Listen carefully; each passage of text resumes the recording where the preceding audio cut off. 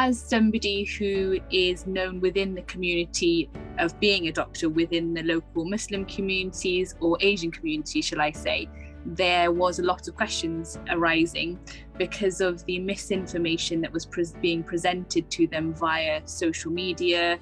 The other issue is that it was going into communities that maybe they weren't able to access the correct information in a language that they could understand.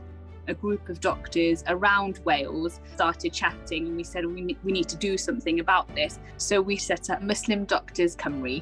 We thought that the best way of dealing with so many questions being asked to us as individuals is come together and bring in a faith leader to answer the faith-related questions, and us as doctors to be able to answer the medical questions. And now, hopefully, what we've done is come together, and what started with a handful of doctors is now 130 healthcare professionals, which includes not only doctors, but key members of the healthcare system, which are nurses, pharmacists, medical students, radiographers. We are aware that there are health inequalities within communities, and our aim is to chip away at that.